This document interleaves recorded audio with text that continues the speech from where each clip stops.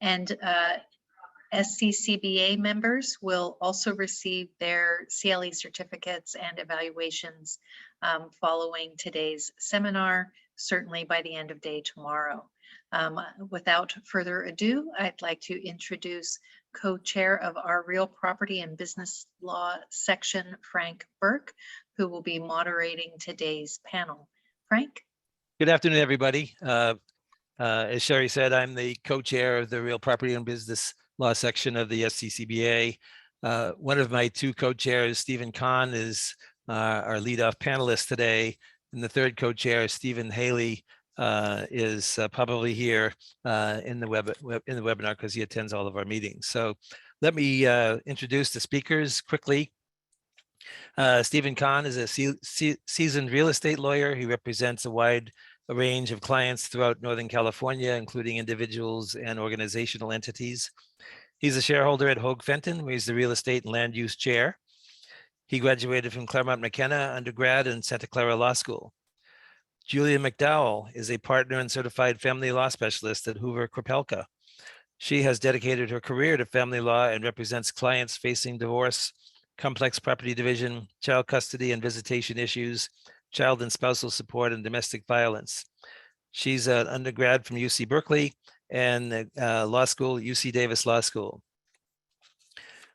Erin Norcia is a partner and principal at Temmerman, Cilley, and Kohlmann. She practices out of both Danville and San Jose. She concentrates on trusts and estates related disputes and does estate planning and administrations. She's a member of the executive committee of the California Lawyer Association Trust and Estate Section Executive Committee, and she's a fellow of the American College of Trust and Estate Counselors. She graduated from San Jose State and Santa Clara Law School. Judge Julia Emede was appointed to the Santa Clara County Bench in December 9. She's now in the Appellate Provisional Remedies Division. Before that, she was the probate judge for 3 years. Before that, she was in family court for 5 years, including the supervising judge for 3 years. Prior to her appointment, she was a family law attorney handling all aspects of family law cases. She graduated undergrad from Michigan State University, go Sparty, and the University of California Hastings College of Law. I am a member of my day job is being a panel member of ADR Services, handling mediation and arbitration matters in San Francisco, San Jose, and Oakland, and on Zoom. It's pretty much become national and international, to be honest. I also am on the AAA panels for commercial, complex business disputes and energy disputes, and I'm a graduate of Cornell University and Harvard Law School. So just to describe to you what's going to happen. So as the moderator, I'm going to moderate primarily with Stephen, and you'll see Stephen's slides focus on individual co-tenancy, joint tenant and tenant-in-common scenarios. My outline, which you'll get when you get the outlines, spends a lot of time talking about family businesses, which are extremely interesting. And also business divorce, primarily involving organizational entities. I have handled individual, not divorces, but individuals who co-own things who are not in family court, but they're in the civil division of the Superior Court. But most of my practice involves organizational entities. So at 3 points, I will jump in to supplement Stephen's remarks. To give you the organizational entity perspective. So without further ado, let's turn it over to Stephen. Thanks, Frank. Stephen. Hi, everybody. Just unmuting myself. Okay, there are my slides. Thanks to everybody for joining us today. We appreciate the opportunity to talk to you about a sometimes convoluted and typically complex issue. How do people own property together? How do they get out of it? And where are they getting out of it? Civil court, where I reside, probate court, or family law court, or with the assistance of a good mediator like Frank. So my presentation is going to focus on problems and solutions from my perspective as a real estate litigation attorney. I'm going to talk about partitions, undoing co-ownership, types of co-ownership, and then some tips and best practices for co-ownership agreements. I also have a side practice of helping draft those to help people avoid the problems after the fact. Sometimes they do, sometimes they don't. All right, I'm ready for my next slide, please. Okay. So first circumstance where you've got co-ownership of real property. There's no governing agreement. That's more common than you think. If you're on this call and you have a spouse or a loved one that you own real property with, I'm willing to bet many of you do not have a governing agreement that says what's going to happen in the event that you don't want to own property together, or you have a problem about owning the property together or managing the property. What happens when that occurs and you don't want to own it anymore? It's almost always a partition lawsuit. So that's partition is provided by statute under the CCP. It starts at CCP section 872. And it's one of the few times where I can tell clients and potential clients that I know what's going to happen in court. As an attorney, you cannot give guarantees or tell them what the result will be. But with respect to partition, I can, because it's a statutory right to divide co-owned property. The action in a partition case is going to be, well, what are the ownership interests? And then once the court figures that out, who gets what with respect to the value of the property if we're talking about valuation. Some important points. Under the statute, technically, the default is partition in kind, which literally means a physical split of the property into one or two or more distinct parcels. That's always where the court will start. In today's world, most properties cannot be physically split, but sometimes they can. I have a new case that walked in last week, and the property is mostly vacant land, and my client wants to stop owning it with somebody. I'm not making this up. And when I looked at it on Google Earth, I looked at it and saw that it was mostly just fields. And I said, you know, this might be a case where the court physically splits up the property instead of going to steps 2 or 3, which are partition by sale or partition by appraisal. So be prepared to at least explain to a court that the property cannot be physically split. Typical example would be a building that can't be cut in half, or of course, single family residence, whether it's in a subdivision or not, you cannot physically cut it in half.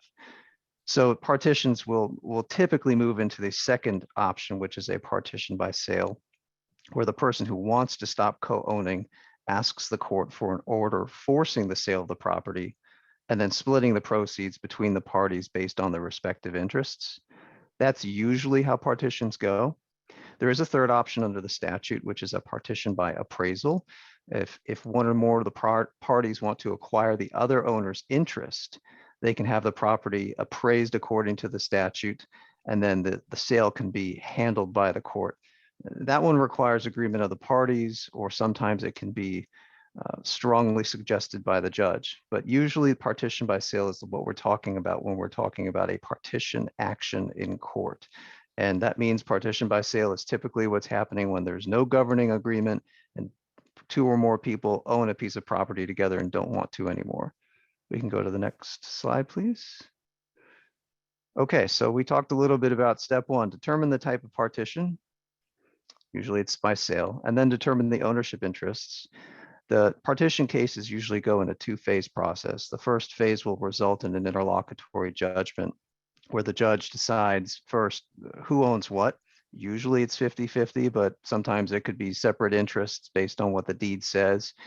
If it's a joint tenancy, for example, that doesn't specifically say the ownership interests of the property, the presumption is probably going to be half and half. The court needs to decide first who has the separate interests in fee title. That's step 1. Then step 2 is going to be the accounting part of the case. That's where the action usually is, because each party will submit their arguments and evidence about what they've spent on the property, on necessary costs in order to keep it up, who's been paying carrying costs. If, for example, the property's been rented out, who's been receiving those rents, where they've been applied. And the court at the end of the day is in equity doing a balancing, trying to figure out who is entitled to what amount of money before the proceeds of the sale are distributed to the parties. Some tweaks and arguments that come up often in partition cases. First, can I get my legal fees out of it if I'm the one filing a partition action, or if I'm the one who has to respond to it? The answer is maybe. If you can make an argument that the legal fees are for the benefit of the common interest and the judge agrees, or I once had a case where the other side was such a difficult and vociferous advocate and wasted so much court time that the judge essentially awarded me fees because as a punitive measure. The practical reality is that even if one side can make the argument that their legal fees were for the benefit of the common interest, in other words, all the owners, the other lawyer can make that argument as well, because they're both working in the partition case toward the common objective, which is splitting the property up. So as a practical matter, legal fees probably won't be recoverable in a partition case. Other things that you can ask for is if one co-owner commits waste on the property, you can offer evidence to court about the value of that waste. So if it's diminished the value of the property, or if money needs to be spent in order to clean it up or bring it up to an acceptable condition, those fees can also be sought. But the key question is, were the fees and costs necessary and reasonable expenses for the common benefit of the property? I'll give you another example. I had a partition case where my client was seeking to partition and the other side wanted to recover the fees for putting in a very expensive vanity in one of the bathrooms. It was super custom. It was also quite gaudy. And we made the argument that that was an unnecessary expense. It didn't improve the property. You don't get to get that back from the common fund. And the judge agreed. So let me do it. Let me do my first jump in, Stephen. Sure. I want to bring up partition involving partnerships, which is CCP 872.730, which are in a proceeding for an accounting or dissolution or in an action for partition of partnership property. By the time I get involved in these cases as a mediator, they're usually not amicable. People are not, sort of arm in arm coming into court. By the time we get to close to trial and they're thinking about mediation, they have an accounting claim, they have a dissolution claim, they have a series of tort remedies, each one thinking they were injured by the other, and convincing them to think about selling the property and dividing the proceeds is an exercise. But it can happen, and it has happened many times. I think the reason that people are willing to trust that process is that they can get a partition referee. And what usually happens is they engage in a very lengthy stipulation, 2 or 3 pages long, setting forth all the powers and duties of the partition referee that they would like to see happen. And in this way, they can control the fees and expenses of the referee. It has worked very well. I wish that the statute also said limited liability companies, because I think that creates an ambiguity. I did have a case that I was mediating, which was in arbitration. And because it was an LLC, we thought we had to get a receiver. The arbitrator then said there's a California Court of Appeals case that says that arbitrators do not have the power to appoint receivers. So they stepped back and did a consent judgment, which provided for a partition, and the arbitrator signed it. So I'm not sure that that would happen in Superior Court, certainly not with every judge, but maybe as a settlement, maybe a judge would be more willing to do it. So anyway, back to you, Stephen. Yeah, that's a good point, Frank. I've had cases where the parties file a partition action and then it results in what's functionally a consent judgment or a stipulation to a consent judgment between the parties. And then the attorneys have an opportunity to draft a separate partition agreement where they already pre-fill in and pre-decide all the fees and costs and just submit it to the court so that it has the court's blessing as a form of judgment. But it functionally turns into a settlement dialogue after the partition action has been filed. Okay, let's move forward on the slides, please.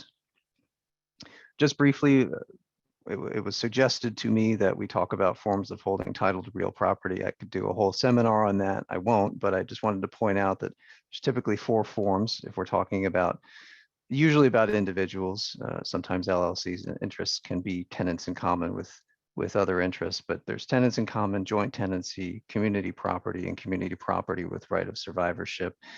We'll talk a little bit later in my presentation and the other ones about what community property means, both in the the written sense on the deed, and then through recent case law that's kind of made that messy.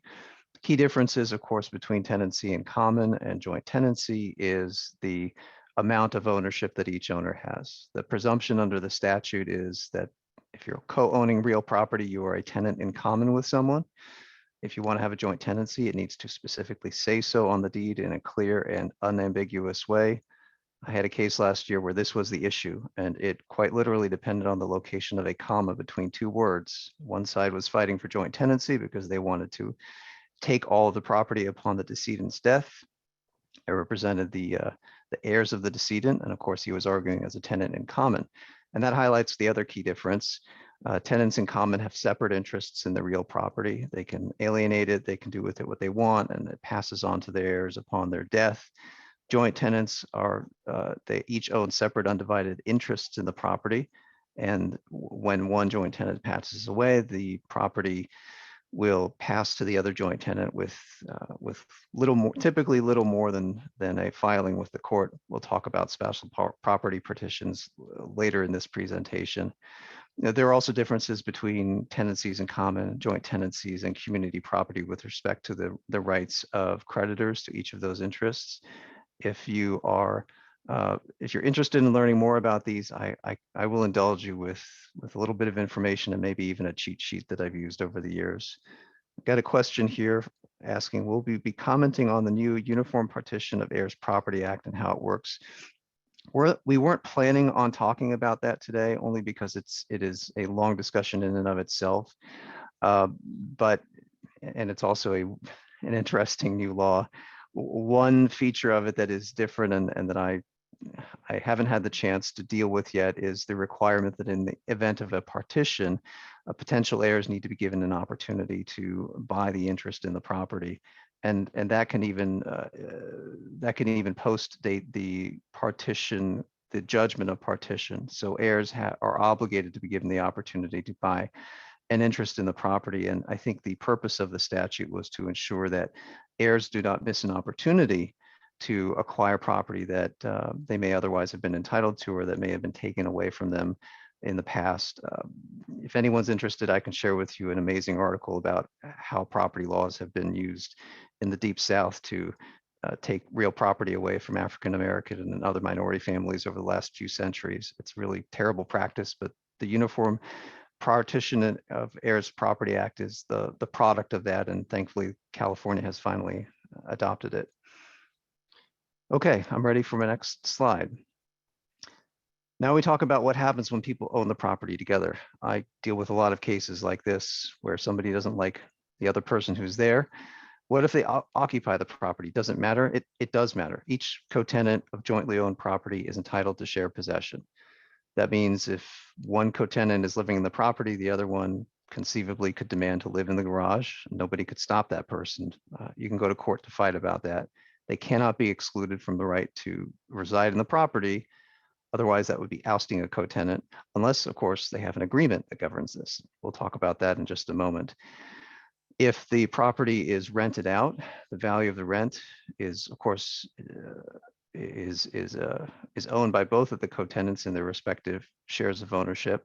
But if one co-tenant is living there and not paying rent, you can't collect rent from them. But if there's a partition action, you can make the argument that the value of their possession of the property without paying rent should be debited against their claim for a portion of the sale funds from the property. So there is a way to inject that argument and potentially get back the value of the co-ownership in a later partition action. Again, if we have a tenants-in-common agreement, we can control the right of occupation and dictate it either way. The next slide, I think I talk about receiverships and how those can be useful to preserve a tenant in possession's rights during partition. So let's see. Right, so receiverships under CCP section 564 are appointed to preserve the property rights where it's shown that the property or the fund is in danger of being lost, removed, or materially injured. So these are two procedural mechanisms. One is partition and the other is receiver. They are exclusive. Sometimes they work together, but not always. I not infrequently encounter the suggestion that you do them together at the same time, but you only get a receiver if the co-owners can't agree on the use, management, or funds relating to the property, and it's typically done to prevent waste or mismanagement. It's available to the court, but it's cautiously applied. The person or the party who wants a receiver needs to show that has the burden to show that there's a common interest and that there is a claim, but that there's going to be harm to the property. An important point with receivers is you are giving up control of the property to a third party. Court will appoint a receiver.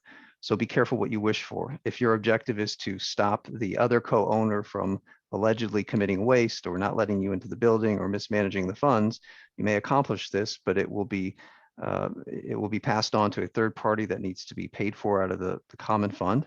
And this person is ostensibly a neutral and answers to the court, but can be easily influenced and may not like your suggestions. So think carefully about appointing a receiver before you do it, and make sure that you're comfortable and think that that would be a better result than having the other co-owner manage the property and functionally exclude your client from it.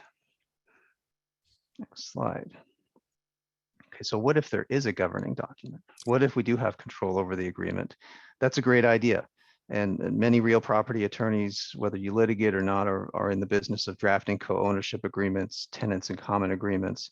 Strongly recommend these if you're going to hold real property with someone else or something else, because like any contract, you can control your outcome and hopefully control what happens in the future if things don't work out. There's a lot of provisions that go into tenants-in-common agreements. I tried to highlight a few in my slides here that I think are important, a few issues that matter to me. I did sprinkle in a couple of sample provisions that I've used in tenants-in-common agreements that I think are pretty important. So I'll go through them here. Frank? Can I jump in, Stephen? Yeah. Okay, so I made a list of things which are in my outline under the topic of advanced planning, which are the kinds of things that I've seen blow up a partnership or a limited liability company or a corporation or a general partnership. And if these are not included, they should be included. The ownership percentages, who's going to operate the business, what business functions will each person cover, whether there'll be compensation, in what amounts and to whom, how often will profit distributions be made to the co-owners and how they will be calculated, whether capital contributions or loans will be made to the business by the owners, how and when they will be repaid, and whether they will alter ownership percentages in what amounts. And on top of all that, you have the human issues that creep into these situations where issues of fairness of contribution and compensation, respect towards each other, and declines in communication make things worse generally. So how you answer those kinds of questions may drive the form of ownership that you choose, which could be a general partnership, a limited partnership, an LLC, or a corporation. All but the corporation statute have been revised, after 2000, and they all have the same definition of person.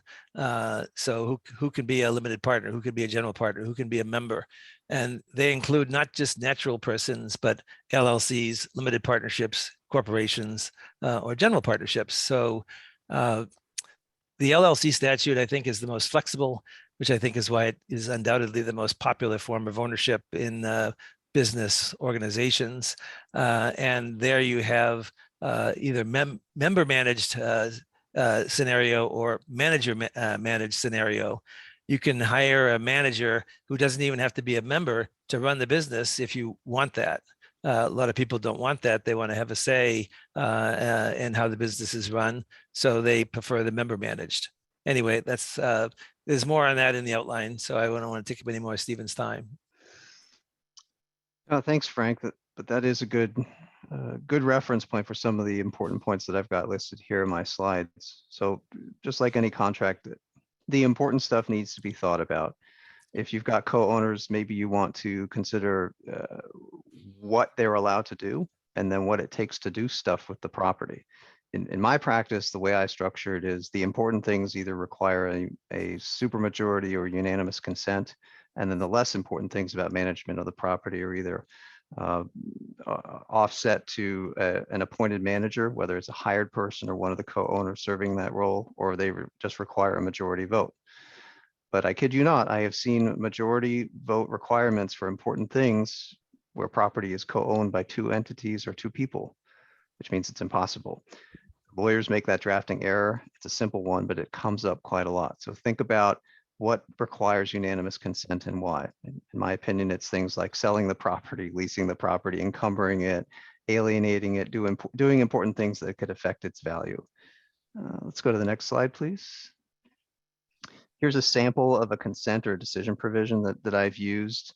I distinguish between what I call a major action and then a regular action, and that you can rely on that. I don't need to go through it here in the interest of time. Was there a slide before this? Nope. Next slide is a sample of a buyout provision. That's an important part in a co-ownership agreement. So what happens if one person wants to get out and the other person wants to stay in there? I typically structure it as a right of first offer as opposed to a right of first refusal. The right of first offer keeps the buyout internal within the ownership, and it provides a protocol for the buying tenant to be fairly paid for the value of the property. I also typically have a somewhat long provision that I use for determining the value of the property based on a compilation of appraisals, and then there needs to be an ADR protocol if the appraisals aren't agreed to. Lawyers can find ways to simplify that as well, but I often have the questions from clients of how many steps they can build in to ensure that they're getting the most value if they want to get out of the co-ownership, or if somebody wants to get out, the converse is true. How do I make it as difficult as possible so that we can pay them as slowly as possible, or they don't take more than the value of the property? So it's important to think about the protocol for the exit of a co-owner if you do have a co-ownership agreement or tenants-in-common agreement. Next slide, please. Right, so a little bit more discussion about the difference between the rights of first offer and rights of first refusal. The right of first refusal is the right to refuse or match or exceed an offer received. So in this hypothetical, instead of the co-owner being offered the ability to buy an interest first, they are presented with an offer from an outside buyer, and they are given the opportunity to match it. Why would you not want to do a right of first refusal? Well, because then you've already the co-owners have already broadcast that they are trying to sell an interest to the outside world, and as a matter of keeping it private, you may not want that. Co-ownership agreements should also deal with what happens if there's a bankruptcy, and then they need a valuation provision. And then the next slide here is a very, very tight. See, look at all those words. I'm not going to read that out loud, but I thought it'd be useful to just throw that in there. You'll get. I'm going to do my last jump in, Stephen. Sure. Partition, is we talked about, is one remedy that serves a useful purpose in resolving these. The other one is that oftentimes these cases, by the time they get to me, have the request for an accounting, dissolution, and a series of tort claims.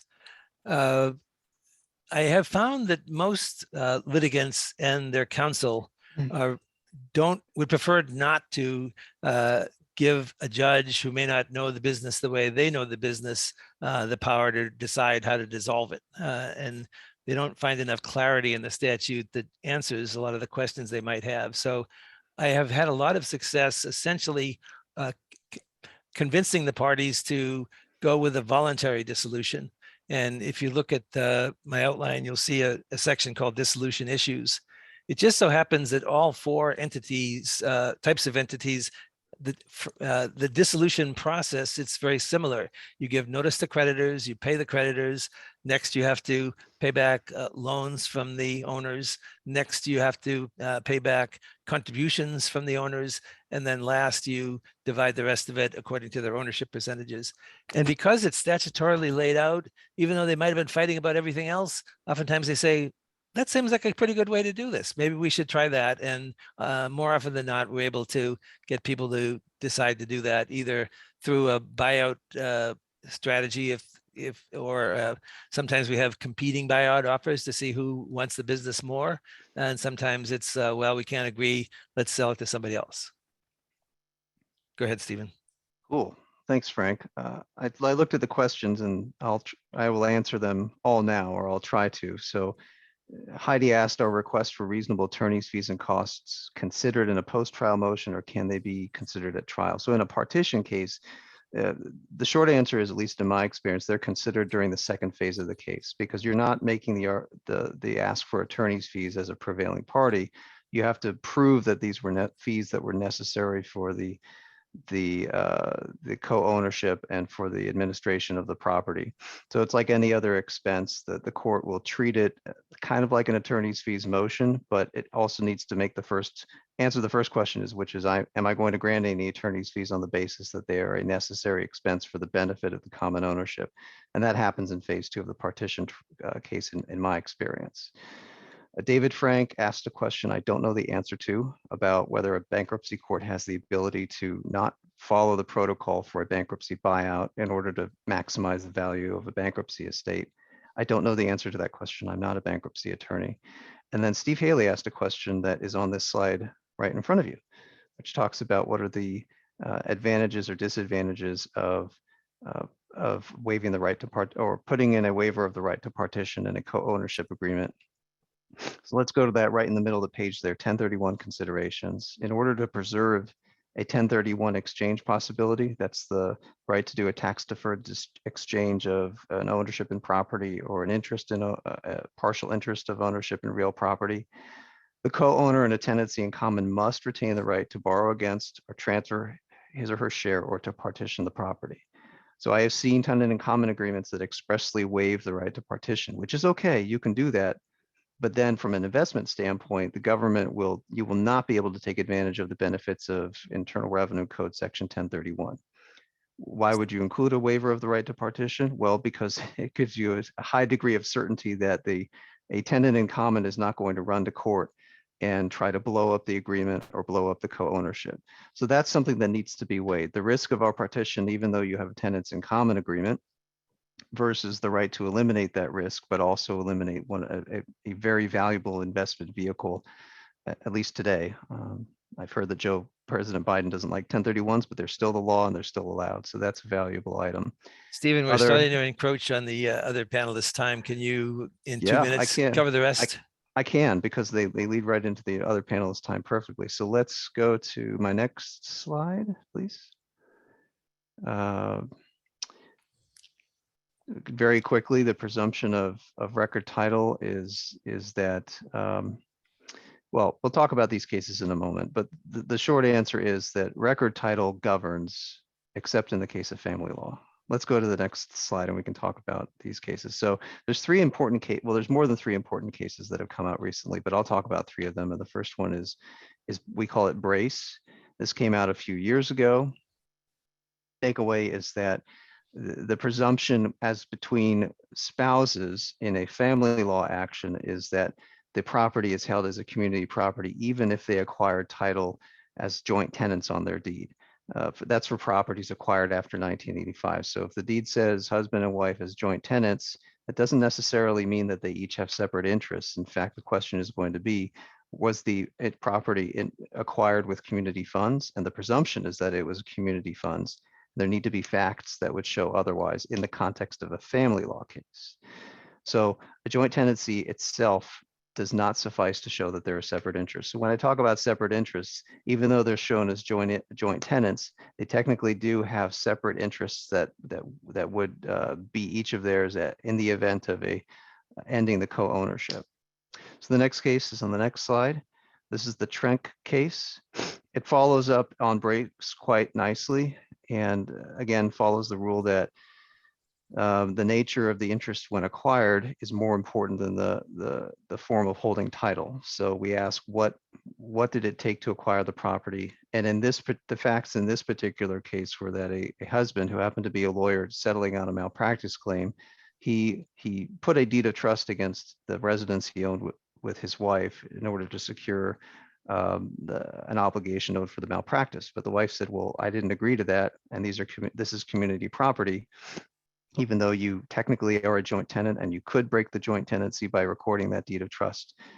As between us as spouses, this is a community interest. I didn't execute the deed of trust, and therefore it's avoidable interest. That was Trenk. So again, more family law, but family law extended to the context of a third party obligation. And then my final slide will talk about estate of wall. Here's the edit.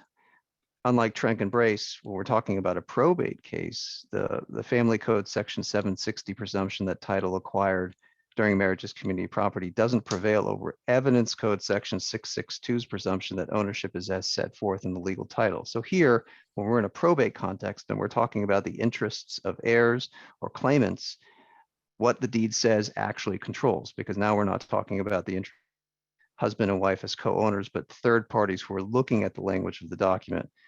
And the rule from the case is form controls at death. And if you think about it, it does honor the concept of contract law that as between parties who are not people who are not party to the contract, they need to look at the words, and the words of the contract, in this case, the deed, are presumed to be the intent of the parties unless proven otherwise by the facts. So those are the 3 edits we've had recently with 3 cases. And I think I'm at the end of my slides, but this should go nicely into our probate and family law practitioners. So Judge Emede is going to take the baton at this point. Thank you. And thank you, Stephen. That gives us really the basis for how we're going to move forward in terms of, we wanted to make sure that we were all talking about the same thing when we were talking about real property interests and partition and what our options were. Now we're going to talk about those concepts when we talk about family court and then probate court. Let me just say that I'm very happy that I'm here in all of my happy places, family court and probate court. So it makes me happy to be here with all of you.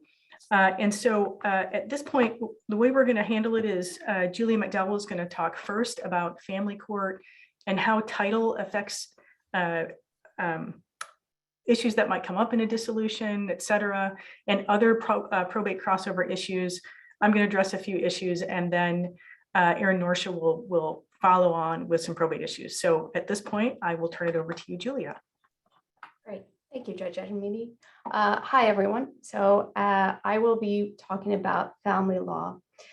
First, let's just take a step back. In general, of course, anytime you have an asset in a family law case, you want to do 4 things. You want to identify it, characterize it, value it, and divide it. I'm going to mainly focus on characterization, but the first step is just identifying all of the assets that exist in a case. And typically we do that by completing clients' PDDs, preliminary declarations of disclosure, and possibly having to engage in informal or formal discovery. But once you have that universe of your assets, your next step is characterizing those. When we're looking at specifically real properties, when considering characterization, you need to consider the following in this particular order: time, so when was the property acquired; title, how is it held; transmutation, has there been a valid transmutation, a transfer between the spouses; and looking at any tracing issues of any possible separate property interest. We first start out with Family Code Section 760. That provides that any property, real or personal, acquired during the marriage is community property. There are a couple of exceptions that are set out in Family Code Section 770, which state that any property acquired during the marriage, but by a gift or an inheritance to one of the spouses, is separate property, or the rents and the profits that are earned from a property that was owned prior to marriage is separate property of that spouse. We have an interesting situation of what if a property is acquired during the marriage, but it's just in one spouse's name. And this is actually in Re Brace, the 2020 case that Stephen actually was just talking about. And it is very complicated. So I do recommend reading it, rereading it, because it does clarify some of the issues as pertains, and it does treat the real property differently when we're talking about spouses versus probate. So in Re Brace, as pertains to spouses, held that the time presumption, so presumption under Family Code 760, will prevail over Evidence Code 662, which is the presumption that the owner of a legal title is presumed to be the full owner. And if you think about it, this is because of a lot of the assets that are acquired during a marriage are held just in one spouse's name. Things like RSUs, stock options, retirement benefits. Brace also held that for properties acquired after 1985, a joint tenancy in itself is not sufficient as evidence of a valid transmutation. What does this mean? This means that even though you have one spouse that signed a deed, or there's a deed, that in itself is not sufficient to show that that spouse intended that deed to convert a community property interest into a separate property. Instead, what we have to look at is, has there been a valid transmutation under Family Code Section 852? And that code section requires that a transmutation, in order to have a valid transmutation, you have to have a written declaration that expressly states that the character or ownership of that real property is being changed. Even if you have that, the consideration and the evaluation does not end there, because as pertains to spouses, there is additional fiduciary duties. And so we have to consider and look at, has this interspousal transaction benefited one of the spouses? If so, there's a creation of the presumption of undue influence that can cause the transmutation to be invalid. You can overcome that presumption by a preponderance of the evidence. So the standard is not high, but you must show quite a few things. You have to prove that the transaction was freely and voluntarily made, that the transaction was made with full knowledge of all of the facts, the transaction was made with complete understanding of the legal effect of what was being transferred, that the transaction was fair and just, and that there was adequate consideration. If you are able to then overcome this presumption, then the transmutation is held to be valid. So far I've been talking and focusing on, if a real property is community property, how does a separate property interest arise? So we've talked about transmutation. The other way that I do want to mention on is Family Code Section 2640. This is a right of reimbursement. And so this is here a reimbursement that is for a spouse who uses their separate property funds to either acquire or improve a community property, typically a house. And the funds must have been for either a down payment for improvements, or payments that reduce the loan, the mortgage, the principal on that loan. This does not include payments on the interest for that loan, or payments for things like maintenance, insurance, or property tax. This is a dollar for dollar reimbursement. So if you put in 100,000, you can only get 100,000 back. There's not going to be any additional interest or any adjustment increase, even if the value of the real property increased itself. Typically, you also are going to be wanting to get a forensic accountant to prepare and assist in providing you with a tracing analysis for a Family Code Section 2640 claim. So those are transmutation, 2640 claims are the two ways that there can be a separate property interest in a community asset, in a community real property. What if we have an asset that's separate property? There are 4 ways that the community can acquire an interest. One is transmutation, so similar sort of considerations.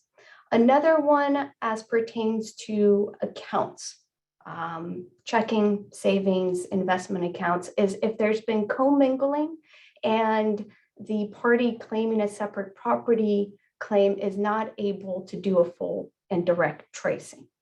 The other 2 that really I want to spend a little bit more time on are Moore Marsden and Pereira and Van Camp. The way to think about these 2 these cases is Moore Marsden we use more Marsden when marital funds, so monies, have been contributed and used for a separate property asset, while Pereira Van Camp is when marital efforts, so parties' time, resources, have been used or contributed to a separate property asset. More Marsden. Again, you're looking at when marital funds have been used for a separate property asset. Again, most of the time this occurs when we're looking at real property, but the law states that it's not just limited to real property. And so a good example of this is when you have a spouse who has a house that they've owned prior to marriage, it's separate property, but they have a mortgage, and during the marriage, community funds, so the income of either or both parties, is used to pay off the principal payments on that mortgage. That's your more Marsden. This is an apportionment formula, meaning that the community is entitled to a pro tanto interest in the separate property residence, and it's based on the pay down of the principal on the mortgage. These calculations, there's a formula, and I've seen attorneys use and try to create more Marsden calculations. I don't recommend you do so, and I recommend having a forensic accountant prepare a more Marsden calculation for a variety of reasons. One, it typically is cheaper. Two, forensic accountants are going to be able to testify about their reports, and we as attorneys don't want to have to testify in court. And three, I think that with judges, a report from a somewhat more neutral expert carries more weight than if it's your client's testimony. I do like to remind my clients that when we're working with a forensic accountant, that individual may become a disclosed expert in the future. And so we want to make sure they understand that the attorney-client privilege and the attorney work product do not apply. Pereira Van Camp. So this is the fourth way that an asset that is separate property can have a community acquiring interest in it. And this is focused on when marital efforts are used or contributed to a separate property asset. Typically, this issue comes up in businesses. Again, it's not limited to businesses, but that's when you're really going to see this issue. The two, Van Camp and Pereira, stand for two different approaches. Van Camp is the approach that is appropriate to be used when there's an increase in the business that is due to market forces, stock market's going great, or you have lots of inventory that's being used, and it's not due mainly to the efforts of the spouse. A good way to remember this, Van Camp, VC, stands for valuable capital. Under Van Camp, the community is entitled to be compensated to fair and reasonable compensation for the efforts used in running the separate property business, while the rest of the increase in the business is separate property. And so if the community was reasonably compensated during the time of the marriage, or during the time that the business was active during the marriage, then there's no community property. But if the community was not reasonably compensated, then there needs to be a calculation of what that reasonable compensation should have been. What did the community actually get paid? What did the spouse receive from the business? And the remainder, and if there's a difference, then the remainder is what's owed to the community. Van Camp does not require a business valuation. Instead, you do though have to look at and potentially have expert testimony regarding reasonable compensation for an individual in the business. The other way to look at this issue is Pereira. The Pereira approach is appropriate when a spouse's effort was the chief contributing factor to the increase in the business value. So an easy way to think about this, Pereira, P, personal service. And this is where a spouse who owns a separate property business is entitled to a fair return on that asset, while the balance of any increase in the value is attributed to the community. And this is because it's the spouse's community time and efforts during the marriage that led to this increase. In terms of calculations, the community interest is the value of the business, typically at time of trial or close to, when you're looking at settlement, minus the separate property interest.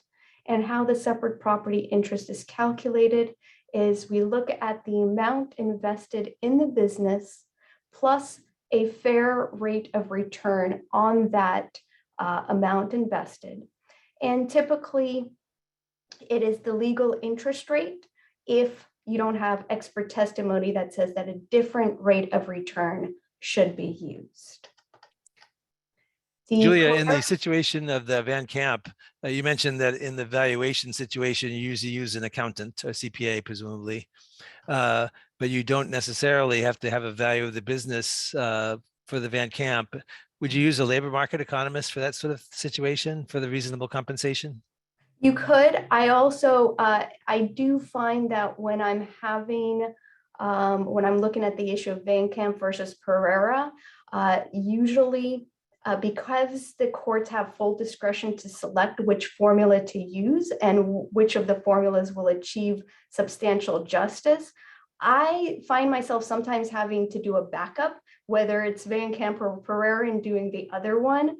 And so for Pereira, you do need to have the business valued. And so I will have a forensic accountant assist with that. And so typically what I've done is most of the forensic accountants that are willing to do a business valuation for family law are also willing to testify about reasonable compensation. Okay. Just a technical question. The accounting profession has a separate designation for business valuation called the ABV. Are those the kinds that you use, or do you use people with a different specialization? I think they have that in terms of the specialization, but frankly, there is, I would say, about a handful of individuals that I would say, especially in Santa Clara County, but also other counties that everybody just kind of knows. These are people, individuals, forensic accountants that aren't just involved in business valuations, Frank, because really when you're dealing with spouses and people's lives, you usually are looking at other issues, things like spousal support, marital standard of living analysis. And so when you have a forensic accountant, they're usually preparing 3, 4, 5 reports, and they need to be familiar with all of the concepts in family court. Great, thank you. Mm-hmm. So actually, Frank, thank you for that. So that actually brings me sort of to the end of characterization. So just very briefly, once you've characterized an asset, remember you also still have to value it and divide it. Just some practical recommendations, honestly, in terms of valuing. If you have a real property, do know that your client, a party, can testify as to the fair market value and fair market rental value of the real property per Evidence Code 813. However, I do recommend, especially in the Bay Area with how high housing prices are, retaining a real estate appraiser who can prepare the reports and also, more importantly, can testify about their appraisals. And then when we're looking at businesses and how to value it, as I already discussed with Frank, I do recommend retaining a forensic accountant to assist in both completing a business valuation and looking to see if a Van Camp or Pereira analysis is necessary. Because even if you have a fully community property business, you're going to have to figure out a value for it in order to be able to try to divide it in some way. There's a question, I'm not sure if it's directed to you or Stephen.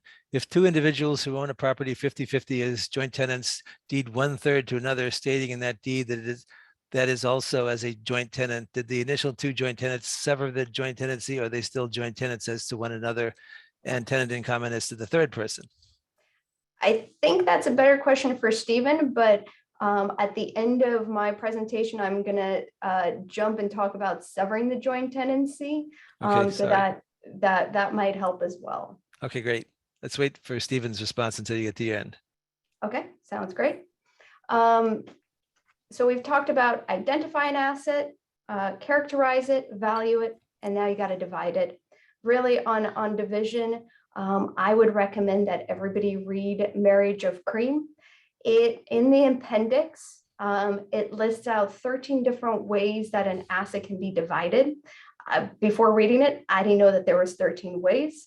So if you're looking for a creative solution of how to divide an asset, start there. Now, do know that the court can only order a few ways how an asset can be divided, but in settlement negotiations, you can definitely look at a more creative approach. Two more considerations that I don't believe that we as family law attorneys use enough or do enough are that do relate to probate is severing the joint tenancy and revoking the living trust. And so as pertains to severing the joint tenancy, most of the time, at least what we see when spouses purchase a real property during the marriage, it's held in some form of joint tenancy or community property, but there's a right of survivorship. And if this, as Stephen said, I think that if this right of survivorship is not severed, then when one of the parties dies before the marital status is terminated, or if you don't have orders dividing that real property, then the surviving spouse gets 100% of the real property. And most people that are getting divorced don't want their almost to be soon ex-wife or ex-husband getting their share of the real property. And so in order to avoid this occurring prior to a divorce being finalized, judgment being entered, you want to at least have the conversation with your clients of whether they want to sever the joint tenancy and convert it to a title to tenants-in-common. It's a very simple procedure. Where you can just file and serve a declaration that states that you're severing the joint tenancy, and then you need to have your client sign, notarize, and record a new deed. Do be aware that advance notice that you're going to do so, that you're going to sever the joint tenancy, is required per the ATROs, the Automatic Temporary Restraining Orders, per Family Code Section 2040. The other issue that we need to be aware of as family law attorneys as pertains to sort of probate type of issues is looking at whether there needs to be a revocation of a living trust. Many married couples, especially in California, have living trusts. Typically, these leave all of the assets to the surviving spouse with full authority to modify beneficiaries or how the distributions to occur. Plus, there's typically a power of attorney or a healthcare directive with the other spouse being the primary decision maker. So that can cause a lot of conflict or issues when the spouses are getting divorced. So you want to review your client's living trust, see if it's revocable. And if it's revocable, you want to at least advise them of this option to revoke the trust. Do note that certain living trusts have specific procedural requirements as pertains to notice that has to be given, but typically you can just file and serve a notice of revocation. Again, advance notice is required before you do so per the ATROs, per Family Code Section 2040. Also be aware that the ATROs do prevent the funding of a new living trust during the dissolution proceeding. So your client can create a new living trust, they just can't transfer any of the assets into that. And so during the divorce process, if they have revoked their prior living trust, you want to make sure that they have an interim will. An interesting situation comes up in a family law case when one of the spouses either loses capacity or dies. Judge Emede, what would you do, or what happens in that situation? Thank you, Julia. And while I am pulling up the next PowerPoint, let me just highlight that it is really important. The reason why we're having a lot of this conversation, of course, is because, can you see my screen share? Is it there? Not yet. Okay, let me try that again.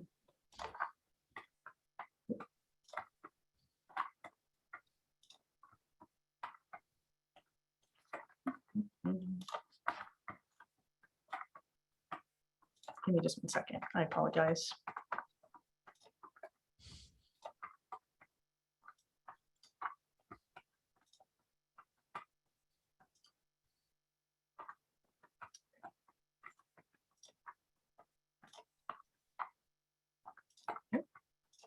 Okay, now can you see that?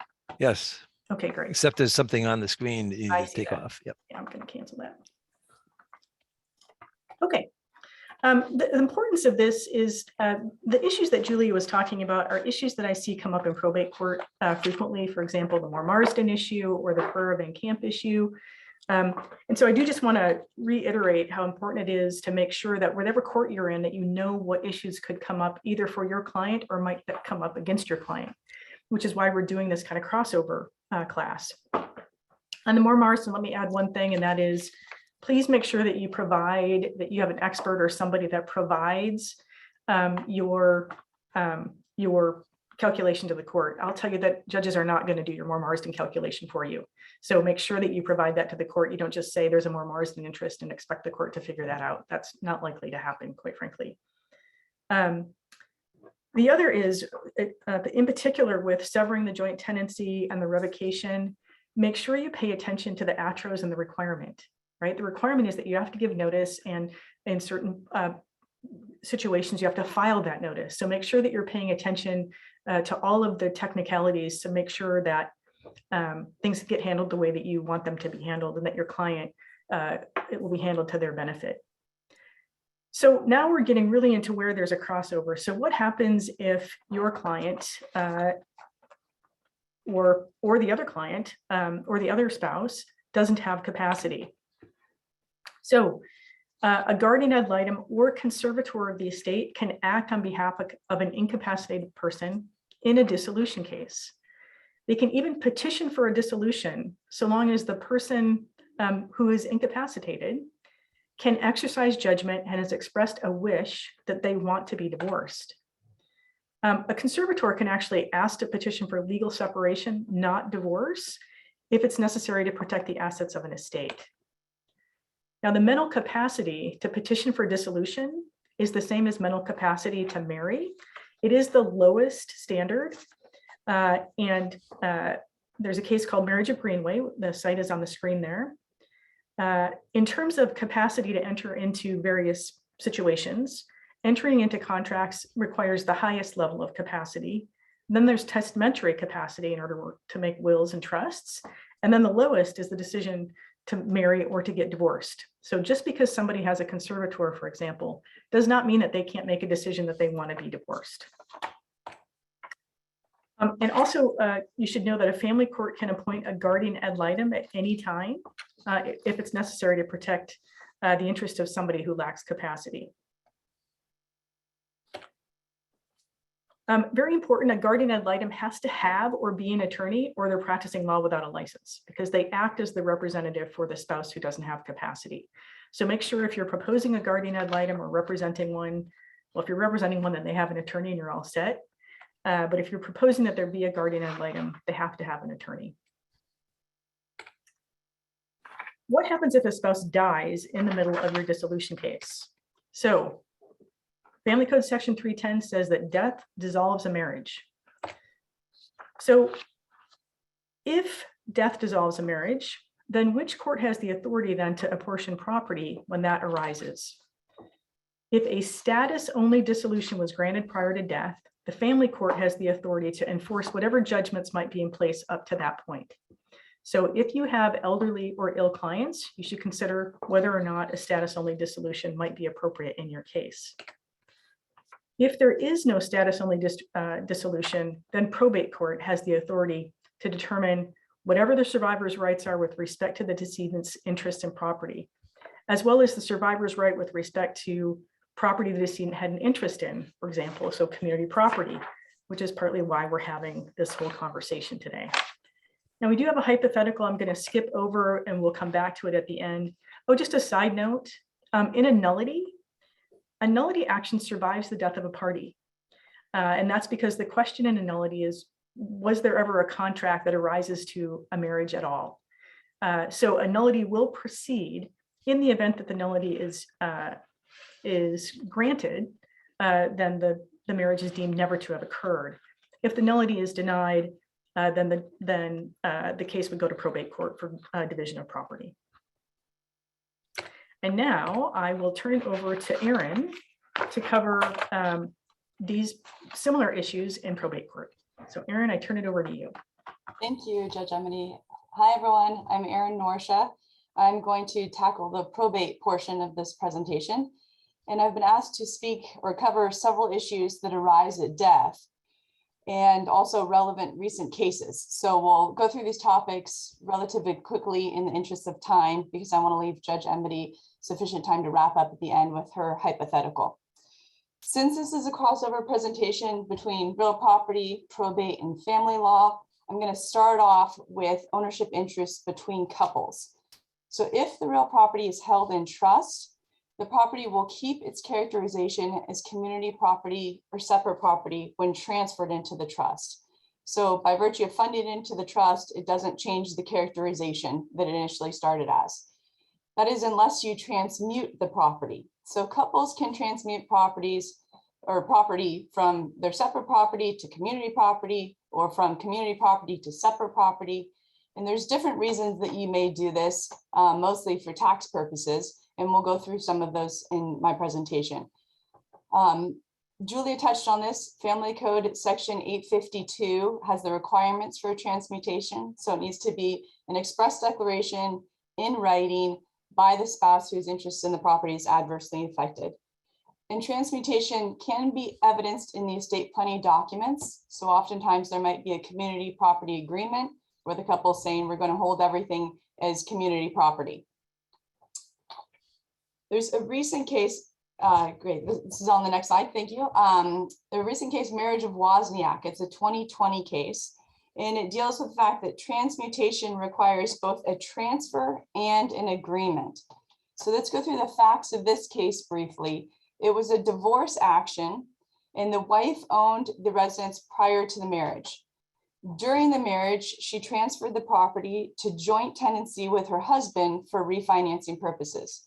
As a result of a fight between the couple, the husband prepared and delivered a deed to the wife in 2006 that would transmute the property back to her separate property. The wife refused the deed, and it remained unrecorded for 6 years. After a protective order was issued in favor of the husband and against the wife, and it was related to domestic violence, the wife then stole the deed that the husband had signed 6 years prior, and she recorded it. So under Family Code section 2581, the residence was presumed to be community property unless the wife could overcome that rebuttable presumption. And in this case, she could not overcome the presumption. So the 4th District affirmed the trial court's ruling, and it added that under Family Code section 850, there must be both a transfer and an agreement to have a transmutation. The transfer requires delivery and acceptance. So the husband delivered the deed in 2006, but the wife didn't accept it, so the deed became ineffective to transfer title. There was also no agreement because there was no evidence that the husband's offer to transfer title back to the wife remained open at the time that she tried to record the deed in 2012. So in this case, there was no transmutation in 2006 or 2012 because both were unilateral acts by each spouse. So 2006, there was delivery by the husband, no acceptance by the wife. 2012, the wife tried to record the deed, essentially accepting it, but there was no evidence that the offer by the husband of delivery was still open. So no agreement to allow that transmutation to have been effective. So moving on next to subtrust funding and basis. So after the first death, the first spouse's death, the trust may require subtrust funding. And typically it's set up like an ABC trust. So essentially the survivor's interest in the trust goes into the A trust, the decedent's interest in the trust goes into the B and possibly C trust. So those B and C trusts are irrevocable at the first death, and the basis on the assets that are funded into those subtrusts is going to lock in at the first death. So that will be your basis going forward on those assets. The A trust, the assets that are deposited or funded into the A trust, will get a step up in basis at the survivor's death. Now that estate tax exclusion amounts have become so high, many couples are below that level, and they may decide to create what's sort of nicknamed an I love you trust, where you leave everything to the survivor. And in that case, then all of those assets will get a step up in basis at the survivor's death. Oftentimes in an administration, you may fund the personal residence into the A trust, the survivor's trust, so that you will get a step up in basis on that real property at the second death. And you can then fund other assets of equivalent value into the B and C trust, or possibly sometimes you can use a note as well. All right, so moving on to titling and basis. So if real property is held outside of a trust, then title is most likely held as either community property with right of survivorship, and this is most often for more newer purchased homes or real properties. And with the community property titling, you will get a double step up in basis at the first death. So the entire property will get a step up in basis at the first spouse's death. Properties that were bought many years ago or decades ago, often it was taken as joint tenancy with right of survivorship. And what happens in that instance is after the first death, you get a step up in basis, but only on the predeceased spouse's half of the property. So the survivor's half won't get the step up in basis at the first death like it would if it was titled as community property. So what you may do to correct this is file a spousal property petition after the first death, and you file it under Probate Code section 13500. And you claim that this property was actually intended as, or it was actually community property, and it should be characterized as community property and all go to the survivor. And if you're successful in doing that, then you can get that double step up in basis of the first death. And if a survivor wants to go ahead and sell it during their lifetime, then they'll have less capital gains tax consequences. In my experience, most Bay Area counties are receptive to spousal property petitions for this purpose. The only one that is a little bit more apprehensive that I've experienced is San Francisco. And San Francisco oftentimes wants to see some true agreement between the couple that it was actually community property.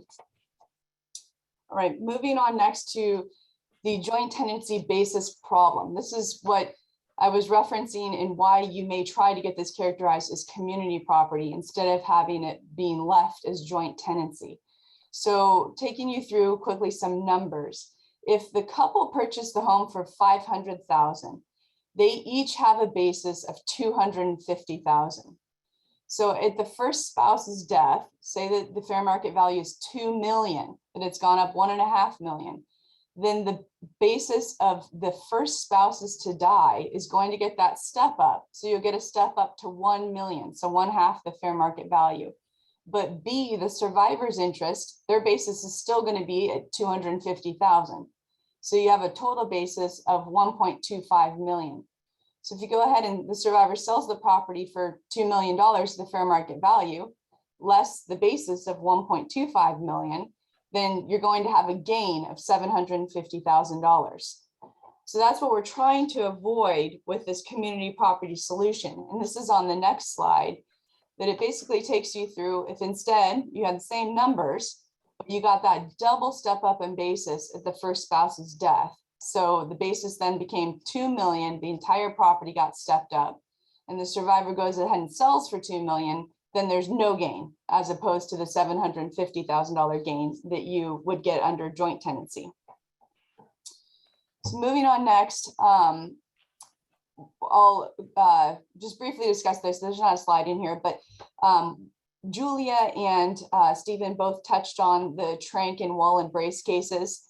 So I won't go into those in a lot of detail other than to just reiterate that Brace held that the community property presumption for property acquired during marriage is stronger than the title presumption, but at death, it's the opposite. So the evidence code title presumption is going to prevail. This just operates differently at divorce versus death. But still under the spousal property petition, I think you can overcome the presumption, the title presumption, by saying that it was intended and was actually the couple's community property. All right, so moving on next to severing the joint tenancy, and Julia touched on this a bit, so I'll speak on it in the death context. There's a recent case, it was 2021, it's Pierce v. Briggs, and it stands for the proposition that a will that is not recorded during the testator's lifetime cannot sever a joint tenancy. So in this case, and for simplicity, I will significantly streamline the facts, but the basics are that the husband and wife had 2 biological children and 3 adopted children. The husband and wife bought a real property and they took title as joint tenants. The wife executed a will that left everything equally to the 5 children. The husband was named executor of her will, but he failed to probate it. Instead, he executed his own estate plan that left everything to the 3 adopted children and nothing to the 2 biological children. So no big surprise, after his death, the children initiated litigation regarding disposition of the assets. The trial court found in favor of the 3 adopted children, and the appellate court affirmed. And the reasoning was the title presumption under evidence code 662 controls. The husband and wife held title to the real property as joint tenants, which was established by a written instrument, and that was in the form of the grant deed. The wife's will was never probated, so its legality was never established. And the wife's will could not have been construed as some other kind of document under Civil Code section 683.2, severing the joint tenancy in the real property as of the time of its execution, because it was not recorded during the wife's lifetime, as was required under section 638.2 subsection E. All right, so moving on to the community property pro tanto interest in real property. So Julia touched on this a bit when discussing the Moore-Marsden calculation or analysis. There's a recent case, Nevai from 2020. It explains how to calculate this community property pro tanto interest. So again, this is a situation, it's going to arise where you have separate property real estate with a mortgage and community properties used to pay down principal on the mortgage. So the community estate receives a dollar for dollar reimbursement right plus a component of the appreciation. So how is that appreciation component calculated? So this is through the Moore-Marsden calculation. And per Judge Emede's request, I always like to please her. I have included the calculation in the next slide. What you're going to do is you take the reimbursement rights, that dollar for dollar amount, you add it to the appreciation from the date of marriage through dissolution, and you're going to multiply that by a fraction. So the numerator of the fraction is the principal paid from the community property, and the denominator is the purchase price of the property. So that's the calculation you're going to want to run. And you can see below that I've included numbers in the slide. I'll let you read through those and sort of calculate them yourself. But this is the calculation that you're going to want to use when you're figuring out what the appreciation component is. One thing to keep in mind is that mortgage interest and property taxes are expenses to maintain the property. They do not factor into the pro tanto interest calculation. And this is going to come up oftentimes when you're doing planning and administrations where the clients own separate property assets that have a community property pro tanto interest component. So keep in mind that the surviving spouse in those instances will have a pro tanto interest. The other thing to keep in mind is the right to reimbursement for separate property that Julia mentioned under Family Code section 2640. That does not survive death. So keep that in mind. Separate property contributions to community property will not survive death. Just for Erin and the audience, we decided as a panel to go into overtime. So we're going to give you some bonus MCLE credits because we want to we don't want Erin to rush. We want to make sure that we give a good, complete presentation. And I think we're all going to want to go through Judge Emede's hypothetical, and she has 5 poll questions, which I think will be a lot of fun. So we're going to do that. And if Okay. you have to go, we understand. But I just wanted to tell everybody that's what we're planning. Okay, perfect. Thank you. All right, so moving on to property tax reassessment exclusions. So these are on everyone's radar, obviously, with Prop 19. So starting off, spouses and registered domestic partners, they qualify for reassessment exclusion. I think we all know that. If you have original owners on a property, even if they're not spouses or registered domestic partners or related, they may be able to qualify for reassessment exclusion if the entire property goes to the survivor on the first death. So check out Revenue and Tax Code section 65. So what about the parent-child exclusion? What's happened after Prop 19? So let's start first with the old law, and we'll see how it changed under Prop 19. So parent-child exclusions until February 16th, 2021, according to Prop 58, which was effective November 6, 1986, transfers between parents and children could be excluded from reassessment. So the limitations under the old law were it was actually unlimited for the primary residence, and you got $1 million of the assessed value for other property, and that could pass free of reassessment exclusion. Under the new law, so beginning February 16th, 2021, the transferor, the decedent, the parent, must be taking the homeowner's exemption, and it must be the primary residence. And the transferee child must also take the homeowner's exemption within 1 year, or the property will be reassessed. The exclusion from the reassessment limit is limited to 1 million. So what did we lose? Under Prop 19, we lost the unlimited primary residence exclusion, and we lost the transfer of non-primary residence property without reassessment. So it has to be the primary residence now, and you're limited to the 1 million. And this is going to apply to the grandparent-grandchild exclusion as well. On the next slide, I show you the calculation of how you're going to determine the reassessment. So if the fair market value minus the assessed value is less than or equal to 1 million, you're fine, reassessment's avoided. If the fair market value minus the assessed value is greater than 1 million, then there will be a partial reassessment. And I provide you with the calculation there of how you will calculate what that new assessed value will be. All right, so a couple more things to address, and I'll turn it over to Judge Emede. One is SB 315. This deals with revocable transfer on death deeds. For anyone who's not familiar with them, it's an instrument that makes a donative transfer of real property to a named beneficiary. It operates on the transferor's death, and it remains revocable until the transferor's death. So this was a revocable transfer on death deeds were originally intended as an easy estate planning tool, but it's now become anything but simple. So this legislation, SB 315, it first extends the revocable transfer on death deed statute to January 1st, 2032. Effective January 1st, 2022, there are new formalities with respect to execution. So you must now have the deed signed by 2 witnesses, and it also must be acknowledged by a notary public. So very belt and suspenders at this point, requiring witnessing and a notary acknowledgement. And the third thing that this bill did was add new administration provisions. So after the transferor's death, you now have to give notice to the heirs, including giving them a copy of the deed and the death certificate. And an affidavit must be recorded affirming that this notice was sent. So this area continues to get more complicated as we go. It's now starting to resemble a mini administration. And if you work on transfer on death deeds or work with them, you'll definitely want to review this new legislation to ensure that you're complying with all of the new requirements.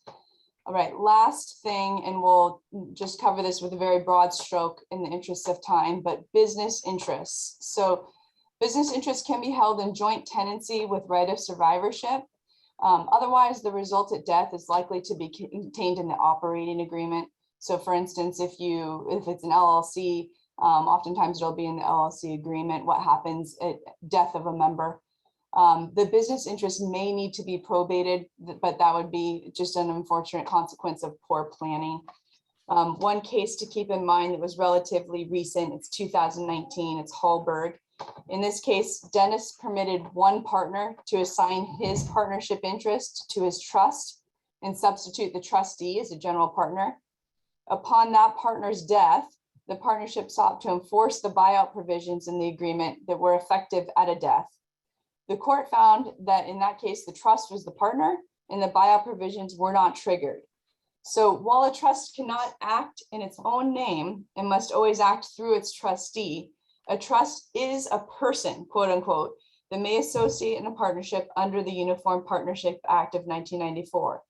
And the appellate court explained that the statutory language for this definition of a partner is clear and is reinforced by other provisions of the Uniform Partnership Act and its legislative history. So in this case, it did not trigger the buyout provisions by having death of that trustee.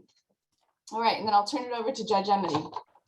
All right. Erin, while we are going through Judge Emede's polling, would you read the 3 questions in the chat? I think they're directed to you, and that'll give you a chance to think about them, and then you can come back when we're done with the poll. Sure. Thank you. Go ahead, Judge Emede. Great, thank you. And thank you, Erin, for all that very helpful information.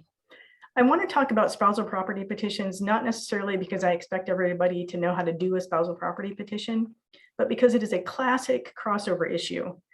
And the way spousal property petitions work, so just sort of a general background, at death, half of community property or quasi-community property belongs to the surviving spouse or registered domestic partner, and half belongs to the decedent, and that's specified in the probate code. If there's no will, or there's a will or a trust that does not dispose of all of an estate, the surviving spouse is entitled to half of the community property that belongs to the decedent. Now we know that they already got the first half because that's what probate code section 100A says. But if the decedent didn't have a will or there were assets outside of any will or trust, then the surviving spouse gets 100% of the community property. If there's separate property, then there are different calculations depending on how many heirs there are. So if there's no children that survive, no parent that survives, no siblings or children of siblings, then the surviving spouse also gets all the separate property.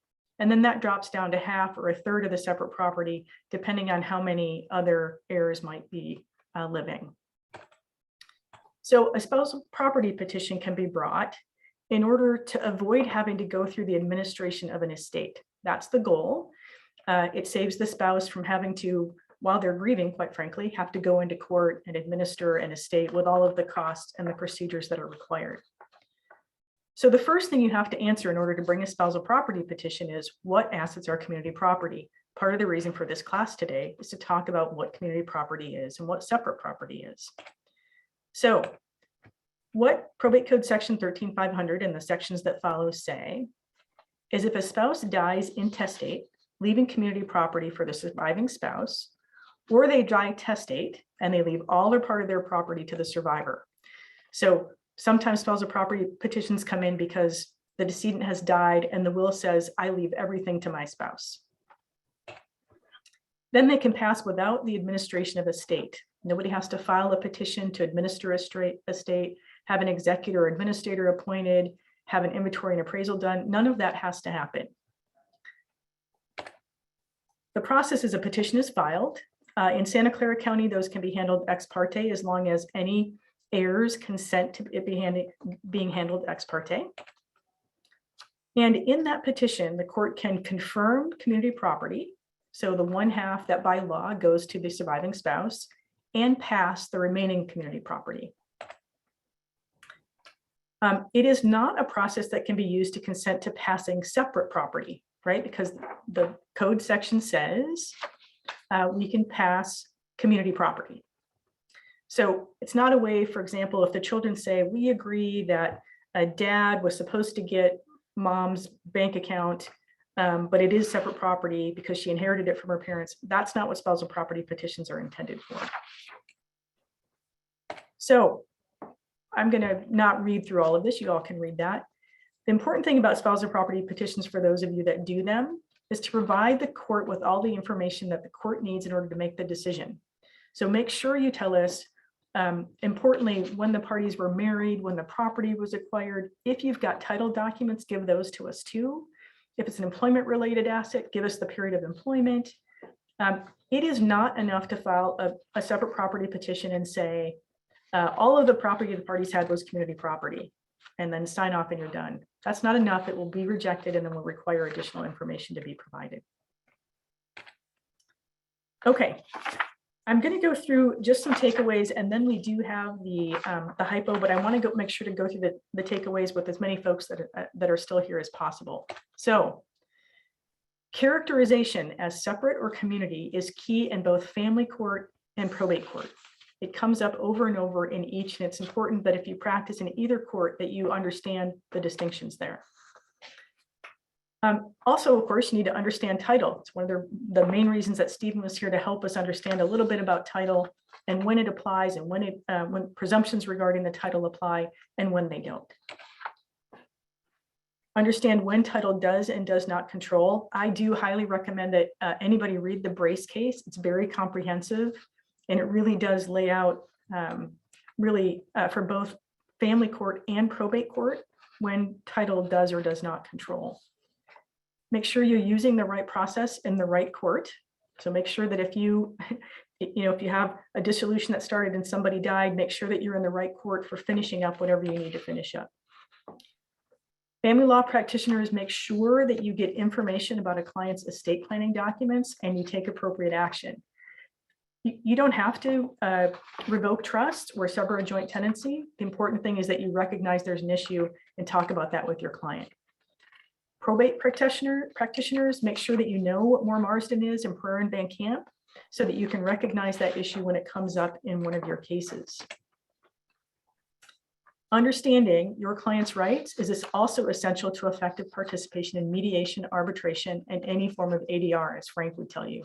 You need to understand what your best and worst case scenarios are so that you can effectively engage in ADR. And probably the most important thing I want to tell you today is know who you're going to call.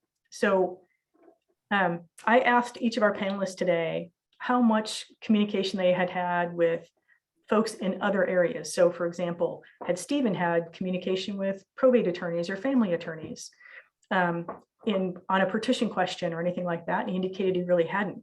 Same thing for Julia. Had she ever been contacted by a probate attorney to talk about how property might be characterized? And she hadn't. And I don't know that I actually did ask Erin that question, but I'm going to assume she hasn't had a lot of that contact either. I would highly recommend that you all know a real estate attorney that you can call when you have a question, that you can know either a probate or a family attorney if you're in the other court regularly. I know when I was a family law attorney, I regularly consulted with a probate attorney when I had a question about how something was supposed to work out. So I highly recommend that you get sort of a group of folks that you trust and make sure to ask them questions. All right. I would like to now put up our hypothetical. And I'm going to take just a minute to flip through our PowerPoint. I apologize for how messy that's going to look, but let me get back to our hypo.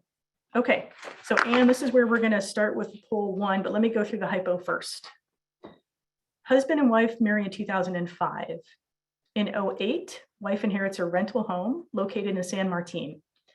The home is titled in her name as separate property. In 2015, wife and husband buy a residence in Mountain View using funds that they've saved since they married. At the suggestion of their realtor, the residence is titled in the spouse's names as joint tenants. All right, poll number 1. Okay, question number 1. What is the character of the San Martin property?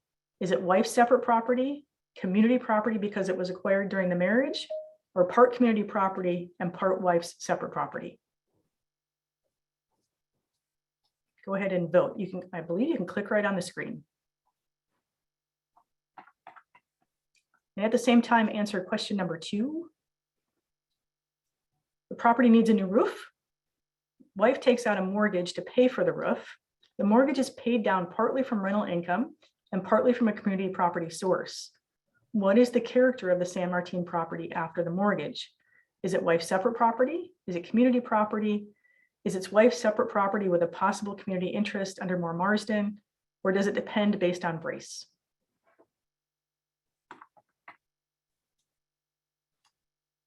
And then there's a third question as well. What is the character of the Mountain View property? Is it wife's separate property, community property, or is it part community, part separate?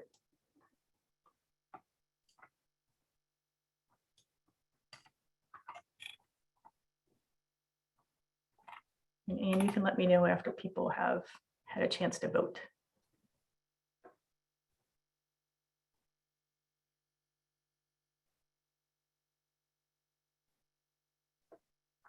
We are at about 50% response rate at this moment and climbing.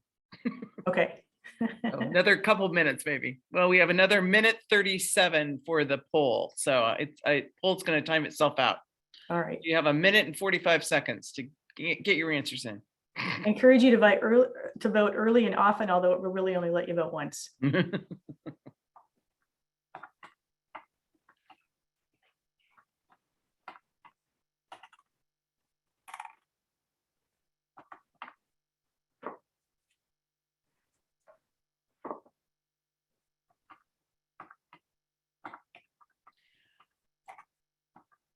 Well, it looks like, well, here, no, a few more people. People have been doing their math there, doing their, Why don't we go ahead and close the polling? Let's go ahead and close it. okay, And, all right.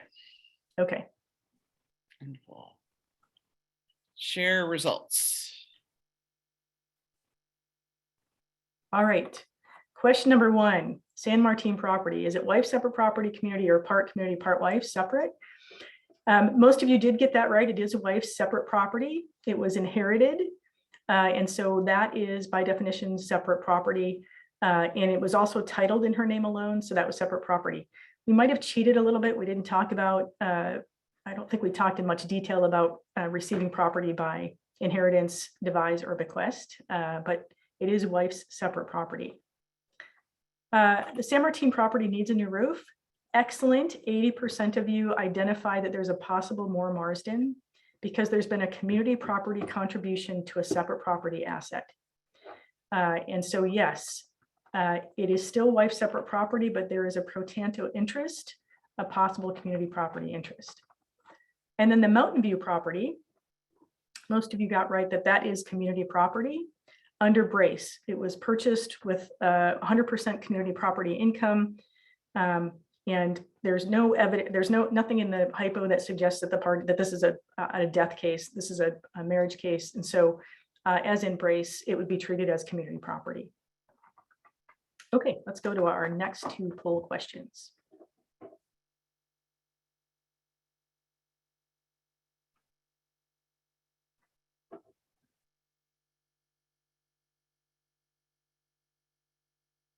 Okay. Question number one, wife dies without a will. Can husband use a spousal property petition to confirm and or pass 100% of the Mountain View property? Remember, the Mountain View property is the community property. And then question two, wife dies without a will, no mortgage ever taken out, so ignore that part of the hypo. And the title is still in her name as separate property. Can he use a spousal property petition to confirm and or pass 100% of the San Martin property to himself? Vote away.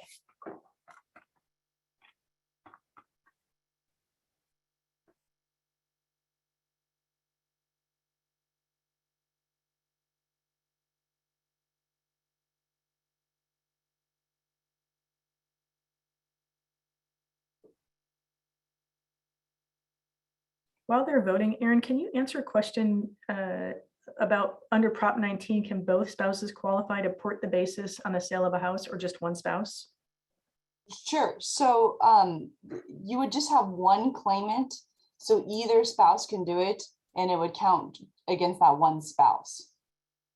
And then I know there was the other question by Gerald about a refinance. And this happens a lot, that you'll have, title in one spouse's name, and you may put it into both to refinance or do the opposite.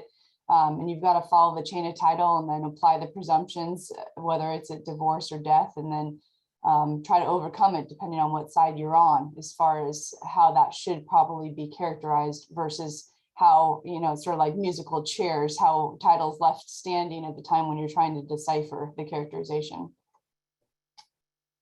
Thank you. There's a question as to the hypo, are there any children? Let's assume that there are no children, or if there are children, that they consent to the petition, which is also very common. Yes.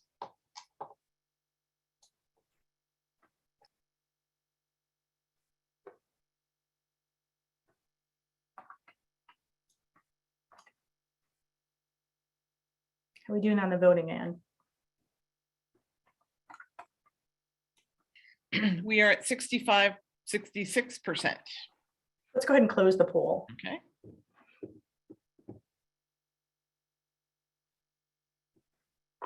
Okay.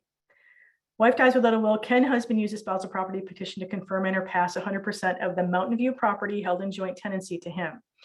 I would say in this county, the answer to that question is yes.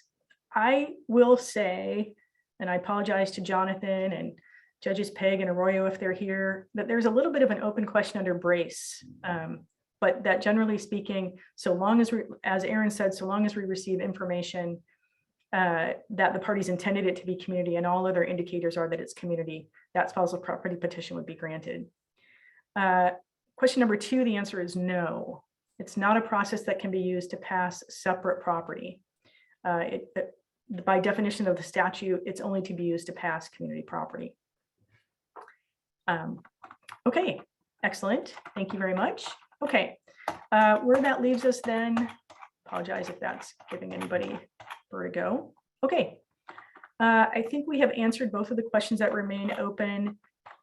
Any other questions anybody wishes to address at this time? I apologize that we're over time. It was a lot of information. We probably could have done, 3 different seminars on each of the things that were covered today, but the idea was to provide some crossover information.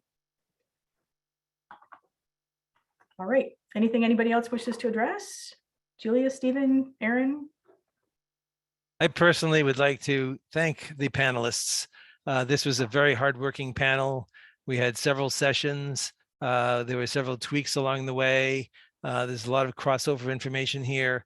They really worked hard on this, and I honestly think it really showed. These were wonderful presentations. I learned a lot, and I really want to appreciate and give a little bit of applause to the panel. And of course, thank you to Frank for being an excellent ringleader and master planner. Right, Thank and you, as I Stephen. told the panel just before we got started, this was really fun to put together, and I appreciate, there was a lot of effort put in, and I really appreciate everybody's effort. So And I we'll see guess you all- we